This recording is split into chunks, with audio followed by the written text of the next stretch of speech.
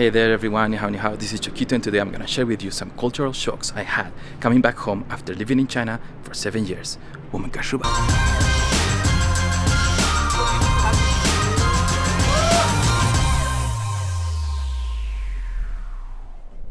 So the first cultural shock would be people being extremely unpunctual here in Bolivia. I'm used to living in Shanghai, a huge city that on average takes around 45 minutes to commute. People respect each other, especially time-wise, and they try to always be punctual. Transportation is very efficient, and the metro is one of the best metro systems around the world. Then people usually do not come late to work or to meetings because they calculate their time and they know they can rely on transportation to get from point A to point B on time. Here it's a completely different story. People are almost always late.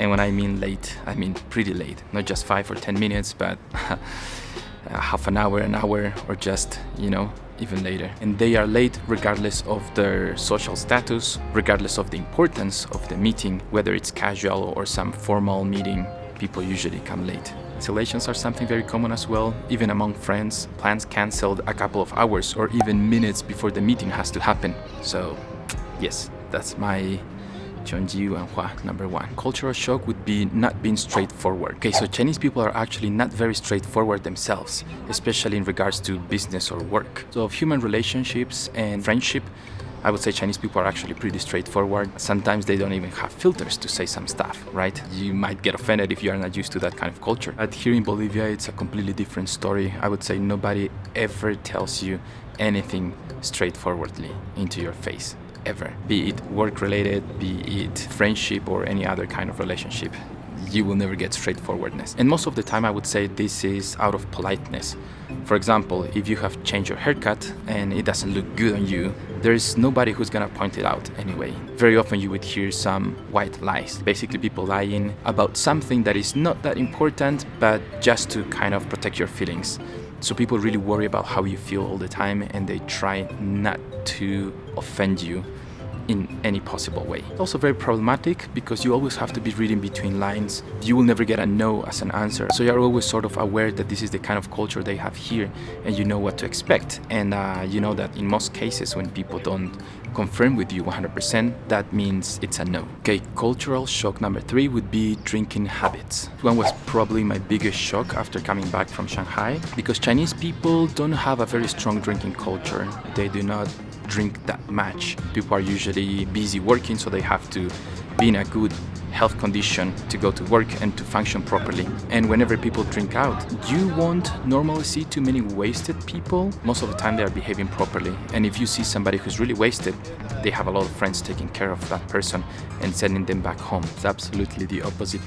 People drink with the purpose of getting absolutely wrecked, wasted, dead. There's no drinking culture, basically, whatsoever. Whoever lasts longer is the coolest person, the strongest person. It's almost like a competition, of who can drink more. And most of the time, the drinks are mixed with something. There's tons of fights among drunk people. Even between friends, it's very common to see some fights or some quarrelings or stuff like that. And there's a lot of food sold in the morning specifically for people with hangovers. Our next cultural shock would be aggressiveness. So having lived in China for so long, I forgot to be honest about aggressive people because Chinese people are extremely chill, relaxed. I don't know what do you have to do to trigger them, to be honest. Probably the worst thing I've seen on the streets was either people shouting at each other or pointing the finger. But here is completely the opposite. I think most of the people have the aggressive gene on themselves. If you are waiting on a traffic light and you are 1 second late to cross the traffic light, there's already gonna be people horning on their cars and getting angry or screaming stuff.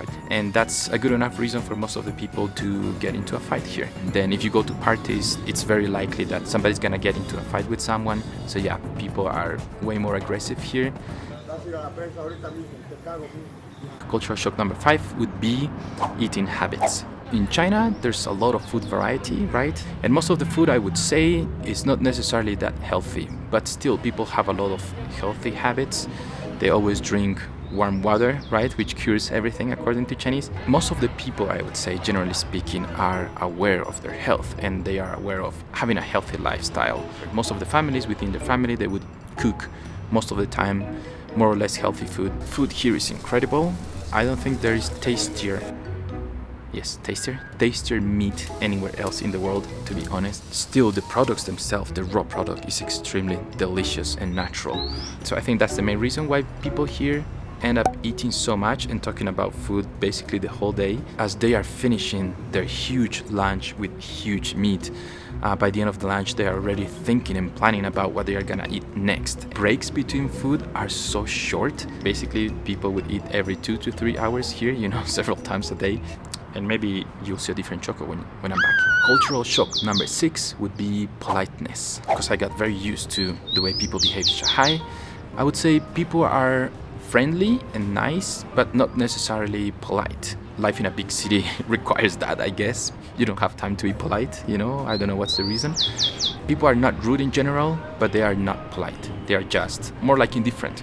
But over here, politeness is taken to the extreme. I have never been to a place where people are more polite. Wherever you are going, especially if it's buying something or are requesting some service, people are extremely polite and friendly, and they use very selected words when they are talking to you. Conversations between strangers or between people that are meeting each other for the first time is usually gonna be extremely polite. Kinda like they make you feel important and cared for. They really put a lot of effort into talking to you in the best possible, most friendly way. And it's nice. It's nice to be surrounded by people that are very friendly and very nice and very polite.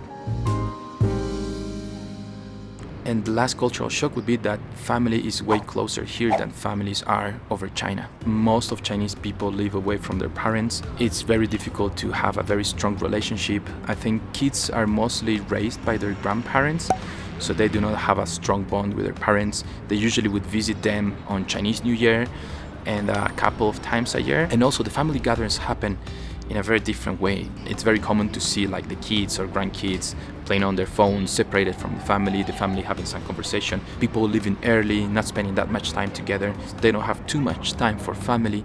They have to focus more on their careers because money is very important in China. Family is definitely the most important thing out there. Families gather as much as possible, I would say. Every single Sunday is family day. Also have a lunch break that spans from 12 p.m. to 2 p.m. so you get 2 hours so you can get back home and have lunch with your family and spend time with your kids. See people doing groceries with their parents, going to the doctor with their parents, buying some stuff with their parents. People are a little bit less independent here. That's it for me today. I hope you enjoyed the video. If you did so, please don't forget to leave it a like.